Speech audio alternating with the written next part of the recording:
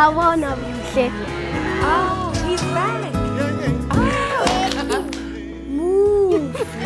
Clover Fresh Milk. Made with love by Clover. Welcome back, Mzansi. Yes, you got it right. We are cooking along, and I hope that you have been joining us from the top of the show. Now it's time, Sadika, to be putting those sides into the mix. We got the protein.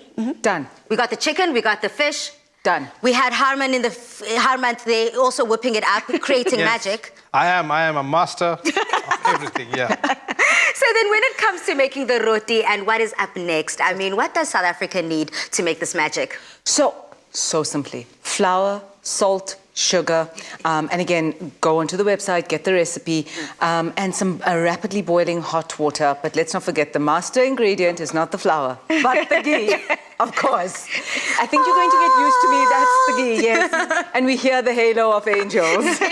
But I just want to say that this roti recipe's taken me 10 years to get right, because I never could get roti right. That's the first thing any Indian mother's going to ask for her son, can you cook roti? And I had to say to my mother-in-law for him, no, I can't. I'll learn. And first they came out like tortillas, then pretzels. And little maps of the world. Little maps of the world. Yes, we traveled the world with our roti. It was, I cried. You know those bad snot cries? It got emotional. I got emotional about it. But it's taken me 10 years. So if you don't get it right the first time, try. Because it's all about the hand and how you're going to get the dough. So when it comes to making that delicious, refreshing side, I love the refreshing side of it because depending on how hot you've made your protein, this is something that can cool it down. That's it. And that's the art of Indian cuisine. If there's heat, you cool it with an accompaniment. Yeah. And that's exactly what the raita is. And I'm sure you've seen the raita with biryani. Yeah. But now you're probably going, okay, wow, it's with the tandoori. Absolutely, because if you've decided to put extra chili powder in that protein, this cools it completely. I personally love raita in a roti. I mean, just plain. It's fantastic. So it's absolutely, it's such a lovely accompaniment. With the raita, basically, you're going to top the ends and off of your cucumber, cut it in half and start grating. The important thing with the raita, though, squeeze out that water. You have to squeeze out the water after you've grated because you don't want a slop. You want it thick and luscious when that double cream yogurt. So once again, that's what I've been getting wrong. Basically, that's it. I love that. I got it wrong as well for many times until I figured, but why is it soup? It's not meant to be. So you literally going to squeeze out that water. So you'd need the hands of a strong male. So you'd put, we have him on here. So you'd put the cucumber maybe in like a cheesecloth or something. You could do that. Or a muslin, absolutely. Or a muslin, yes. Or if you don't have it, squeeze. Just squeeze. Just squeeze. All right. This is why we had to bring Sadika back, because I realized that I've been doing a lot of dishes wrong. The first cook along we did, I was like, okay, clearly I've been doing a non-Indian dish. And she was like, don't worry, girl, you learn as you go. Step by This is step. why she had to come back. Thank you. And it's about simplicity. Let's never be intimidated in the kitchen for Indian food. It's just so simple.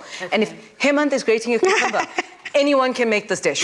Okay, so you did say that the ghee is, you know, something that we have to pay special close attention to when we're making this. So what do you want me to do with this? And I know we're going to be doing a bit of sharing here. Fantastic. Can you plop it into a pot or even a bowl when, if you're at home?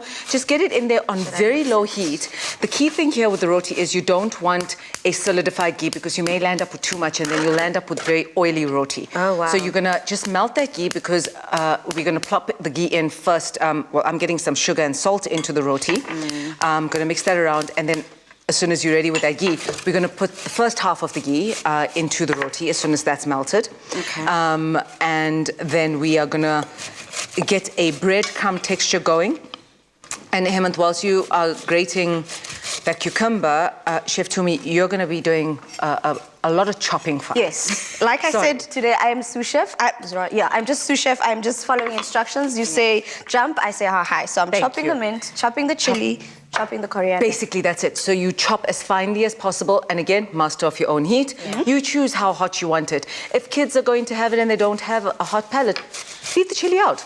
And the whole thing of why the red onion, it just looks so much more festive and pretty. I mean, it's a Christmas tree in a bowl. It's just so beautiful. So that should be ready. Okay. And then what we're going to do, and this is the thing on roti, which I learned after many failures, is so you have 6 tablespoons of ghee here.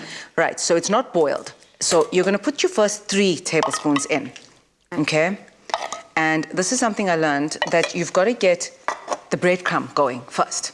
And that was my learning lesson, that you've got to So it's all about the texture and the consistency. It's texture and consistency, and that's what I've come to love. Okay, wow. And again, what my other secret is that I've learned, because we like our rotis really soft, it's rapidly boiling hot water, not warm, not cold, rapidly boiling hot water. You learn to get asbestos hands. Someone says they have to have leather hands in the kitchen sometimes. That's it. So you get a cup.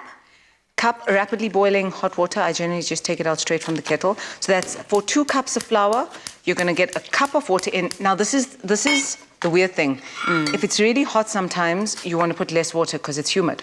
So it's actually like bread. The temperature will affect how it cooks. That's it. So what I do is, this is a little trick of mine, I fill the half a cup in. So it's about kind of 300, 350, 375. But then I fill half of the half a cup, okay? And then what you can do is, before your hands go in, is just get it in there. I kind of feel like this is a science lesson. Talk about a master class. There we so go. You just keep slowly, and it's all just about the measurements and taking your time. It's all about taking your time. Ghee goes back in, right? So there's that, and then you literally are going to get your hands dirty. Okay, so whilst we're getting our hands dirty on this side, I've switched on our pan, getting it hot, getting it ready for as soon as that roti dough is ready to go in. And Tumi, on your side, how's it going? Yes, so We are working it. We're working Excuse me, chef. Sorry, chef. We are working it. Yeah. But it's good. You know, we're learning, and well, I'm learning a lot. Most definitely. Yeah, and you know, the thing is that you girls are really making this entire scene and eating experience even more wonderful. It's a family affair, Netumsa. Yes. It is, yeah. So I'm just chopping up our red onions that are going to go into our raita. I've also got some mint that I've chopped up nice and finely, some chili. All of this is going to be bound together by this amazing Clover Bliss, and basically that's the cooling element that you mentioned. It's a double cream yogurt, and it also has 10 vitamins. So I don't know if you know about that. So not only are we getting all our vitamins and minerals from the fresh ingredients, but we're also getting it from this. So we're getting nice and cool with this deliciousness of this recipe. Making the right choices in the kitchen, I think that's what it's all about. Because essentially, when you do take care of yourself, you do take care of the family. You make sure that you're giving them nothing but the best. Now, this is heating up. I think we're almost ready. So we've got some dough. So we're going to pre-done. So Shh, don't tell him that. It's our secret. But what I wouldn't recommend, don't store it in the fridge. Do your dough, get your rotis fresh up. So I think that's the critical thing. And you literally, and it depends on how soft you want your roti or how hard you want your roti, you're going to take your dough, literally in a ball, okay, like so, right?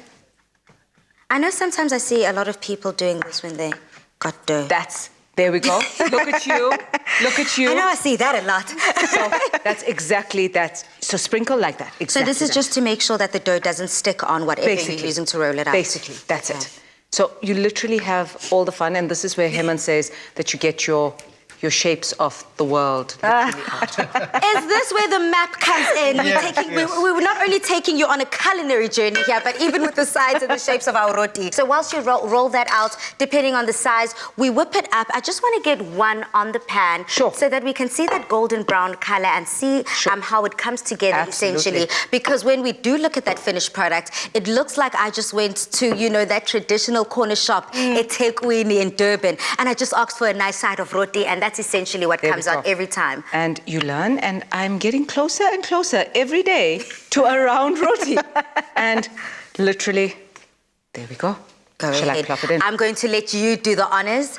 Get that in there. I hope that I haven't. Now, you could use a flat frying pan, no griddle, because you don't want those griddle lines, but a flat pan, anything that is quite flat, a pancake pan.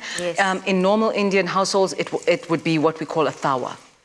A tawa. So a flat pan that allows the rotis to rise. There's an old housewives tale, if your rotis puff up, your mother-in-law is going to like you. Mine have never puffed up. Oh, how does that make you feel, Harman? That was always an awkward when she actually told my mother that, you know what, she couldn't make it. And I got the look like, are you going to marry this woman? Is she going to feed you? And look I at said, you guys. don't worry, I'm covered. Wow. And look at you guys today. How many? 12 years later? That's it, 12 years later. Stunning. And food's brought us together, of course. So Food not only bringing you together, but you bringing you and connecting you with not only us here in our loft, but with our viewers at home. Now, I surely hope that you are cooking along with us, Mzansi. You already know to head over to our website to get this full ingredients list to be making this magic in the kitchen. This looks really good. I know that we're not done yet. We've got one more recipe. that's it. What is that? So we are going to do the matar palau, which is a pea rice, but not a fried rice, a rice cooked in flavored water. So I'm very excited about that as well. I'm as excited. We'll catch you after the